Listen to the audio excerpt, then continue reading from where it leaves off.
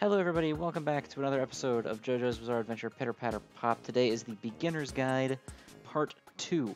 So this one's going to be about navigating the battle screen and what you need to do in actual fights, basically. So this screen right here, this is your pre-match screen, like right before you're about to load into a match.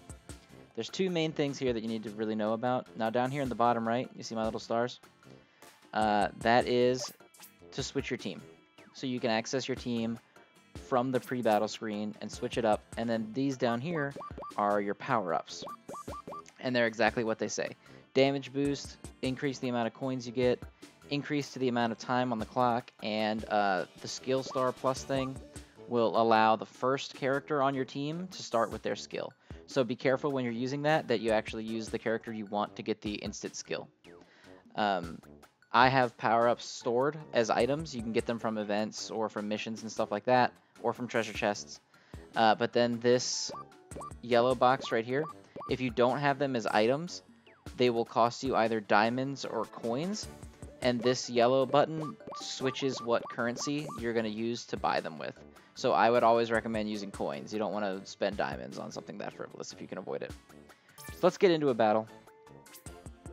Right now I'm just doing the last stage of the training stage. But, okay, so the other characters that you bring with you in a party, I'm sure you guys probably have figured this out by now, but you cannot change them. They are what they are. So ultimately, obviously your goal here is just to break tiles. So 4 is the minimum combination that you can get. You have to get at least 4 to clear any tiles. 4 and 5 don't do anything special. They just clear the tiles that you've selected. If you get over 5, then you'll get a box out of it. And boxes, when you click them, you can drag and drop them anywhere. When you click them, they unfold, and they will go over things like blocked tiles, so that it'll help you unlock certain spaces. The only thing that a box can't get rid of, and a stand ability, nothing can get rid of it, is the ripped hole in the board. The only way those can go away is if they happen to go away naturally while you're playing. Let's get into another stand-up time so I can show you guys specifically what you're supposed to do when that pops. So this is stand-up time. You can see the gauge around the outside is the timer that you have left. Now what you want to do during stand-up time is you want to get squares. That's pretty much the way to think about it. So you're just going for squares. When you get 2x2s, you get a damage multiplier. A 3x3 square gets one, a 4x4, a 5x5, and a 6x6, which is the whole board. And I'll show you guys what a 6x6 looks like in the next fight. But that is ultimately the goal of stand-up time. The bigger the squares that you build, whether it be 3 3x3s or a 6x6 or just a bunch of 2x2s, if you make the actual boxes and you see the tiles combined together, you're getting a damage multiplier. If you just combine them in like a line or whatever, but they stay individual, you're not getting the same, you're not getting the buff, the multiplier buff from it. So you definitely, in stand-up time, always want to be making boxes. And a lot of characters' abilities are best used in stand-up time.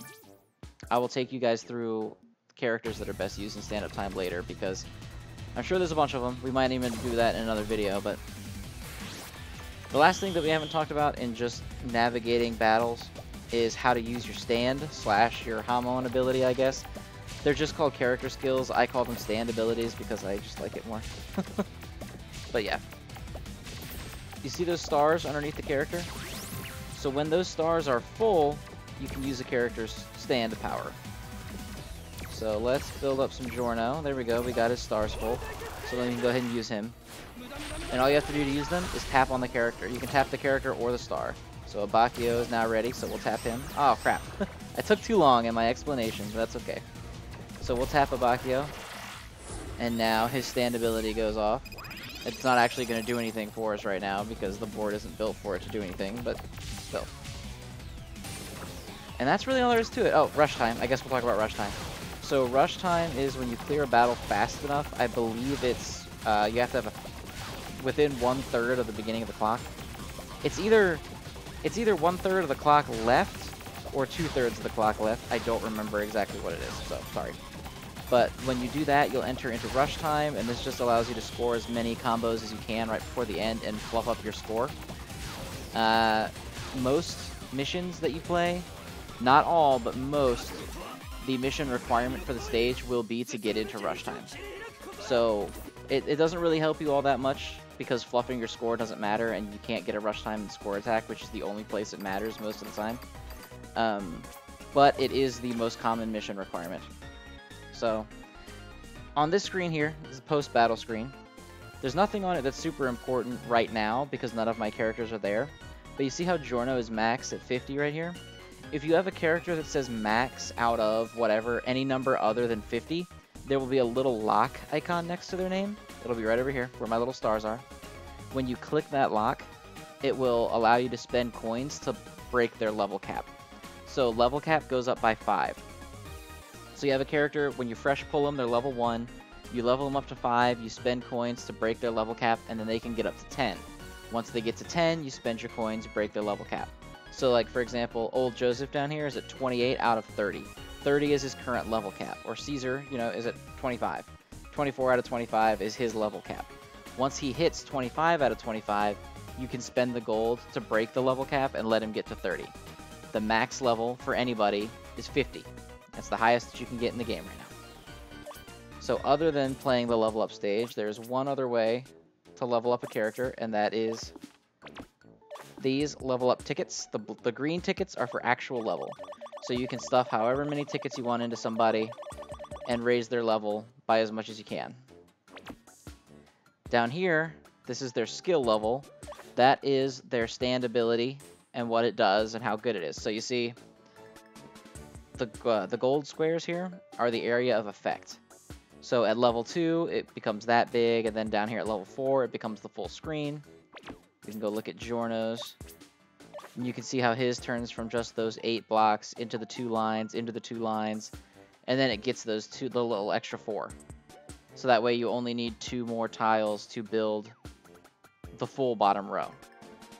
Now these guys are both skill level max, but if you guys have ones that aren't max, which I'm sure you do because you're just starting out, you'll be able to spend these golden tickets on increasing stand levels. I believe it's 60 to go from 1 to 2, and then 120 to go from 2 to 3, etc., etc. It keeps going up.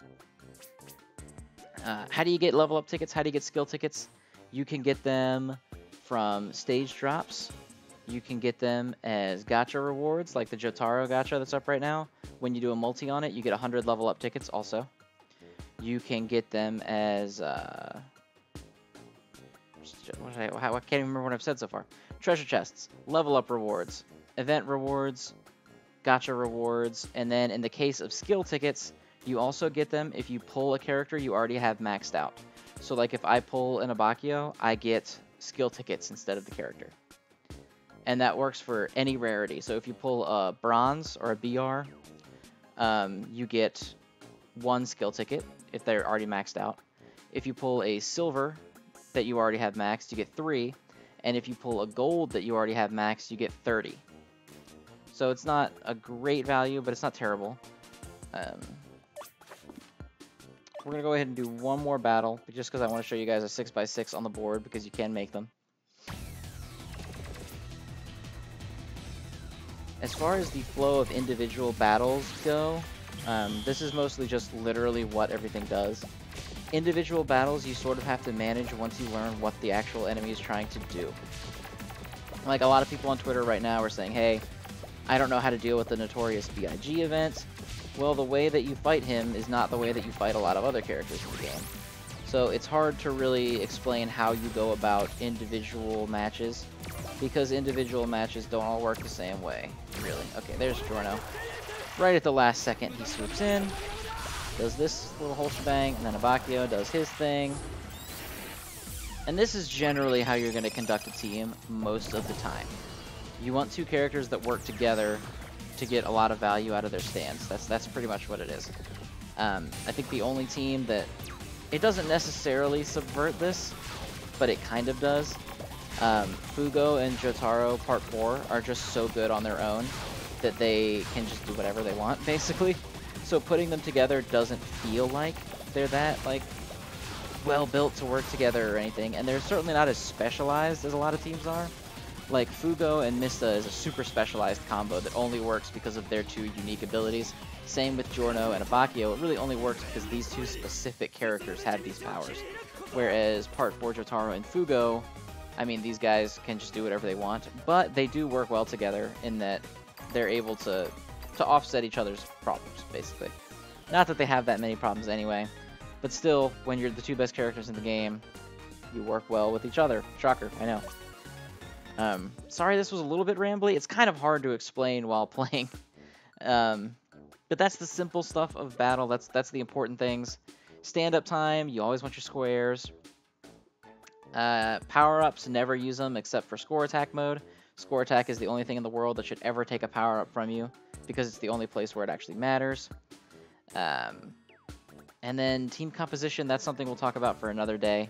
I think it's a little too much to talk about at the tail end of a what do the buttons in the battle screen mean. So we'll get into actual like meta stuff in another video.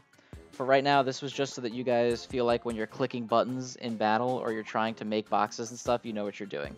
So again, too long, didn't watch. Quick recap. 6 tiles or more in a combo makes a box. Stand abilities charged with the stars underneath each character. To use them, just tap on the character. Stand-up time, always make your boxes, and you want to try to make the box as big as possible.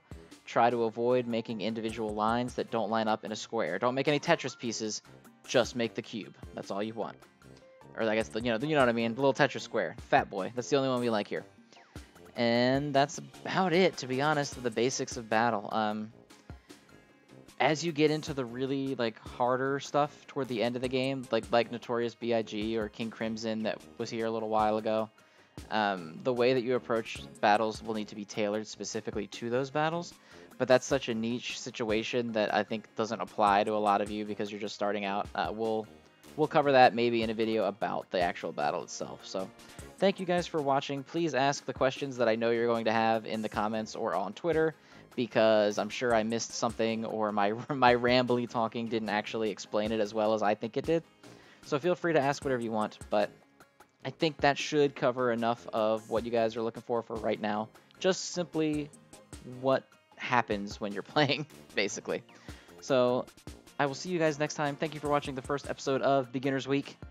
For the rest of the week, we will be doing beginner-focused videos, so any character highlight videos are being delayed, except for the starter JoJo's. I will do a couple on them because those are the ones that I know all of you have, because they're the beginner characters, obviously.